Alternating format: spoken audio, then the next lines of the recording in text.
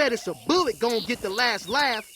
A name that I see quite frequently on Twitter, Shining Sunray. This person says the girls are coming in 5 days. You have all of the female characters excluding Panda, but here they are. 1, 2, 3, 4, 5, 6, 7, 8, 9 of them. Someone responded to this and says, underwhelming lineup of girls, not gonna lie. How are 9 out of 32 characters being female okay, excluding the bears? It should be 50-50. Would it be fair if the season passes include at least 2 to 3 female characters from now on? This post, as you can see by the views, 130,000 went viral. The Tekken subreddit had a field day with this. People on Twitter was talking about this. It was everywhere. And it does bring up a very interesting, conversation. Should the roster be 50-50?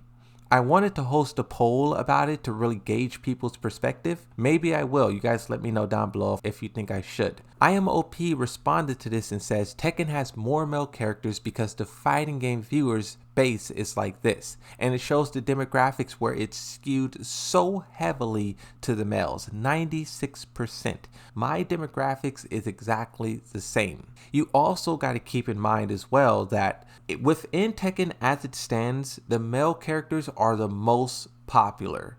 The female characters are the most scrutinized. I don't know why, I don't think it's fair, but it's just the facts of the matter. It's just true. People will nitpick a character like Lily and Asuka for having redundant stories that go absolutely nowhere, but then they will fail to give that same attention to Dragunov and Raven and also Feng Wei. Characters who was introduced at the same time as those characters, but they don't even mention it. That's just kind of the bias that I be talking about, how the females are way more scrutinized than the male characters.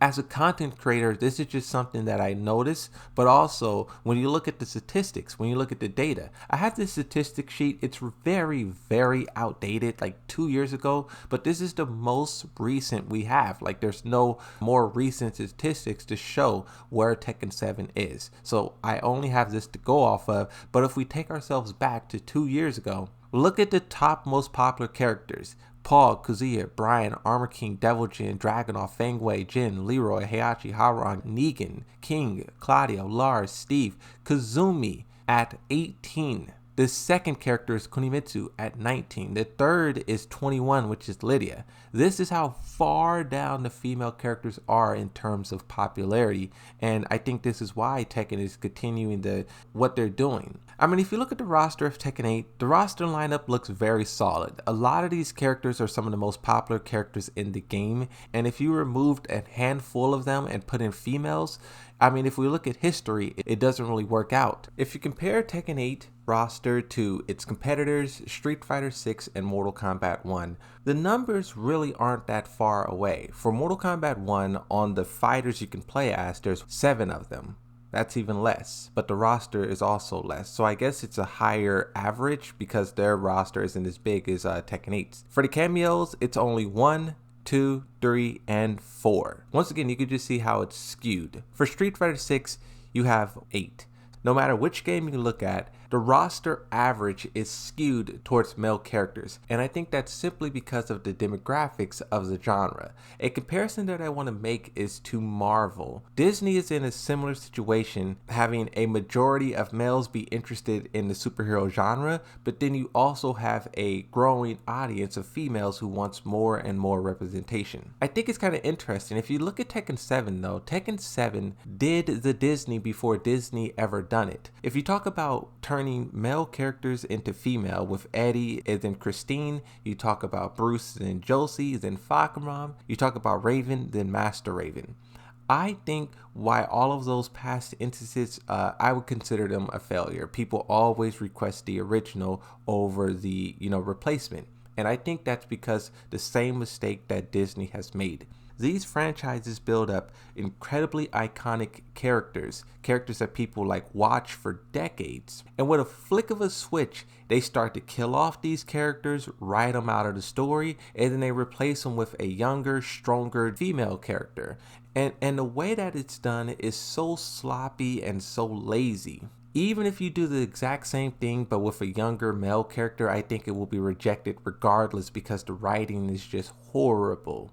What I would like to see fighting games do is not replace male characters with females. I would like to see them create totally new ideas, kind of what Tekken 8 is doing, right? 3 new characters, 2 of them as females. Aquafina and Reiner. Both of those characters have a very distinct personality and also gameplay.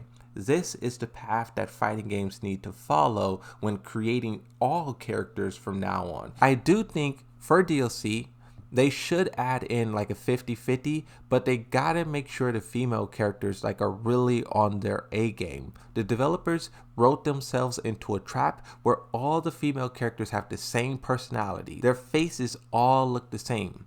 They all behave like anime girls, and at a certain point it just doesn't work. You have to mix up the variety in characters that you're giving if you really want one of them or some of them or all of them to take off. Out of the female lineup, how many of these characters are really different? I am all for more females being added, more characters from different regions of the world. I am all for all of it. But at the same time, one, it has to serve the story, it has to serve the purpose, but then two, the developers have to really make those characters something special. A trap that Disney and companies like Disney fall into is that they do something just to check a box, just to pat themselves on the back.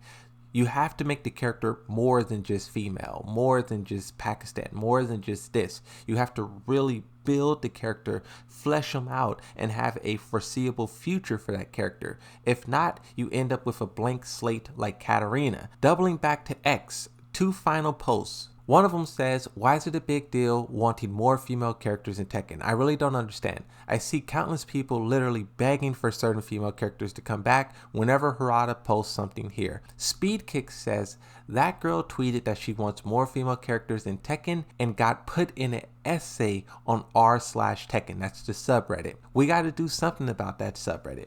The final thing that I'll say, and this is more so about the Tekken subreddit, you know I have a love-hate relationship.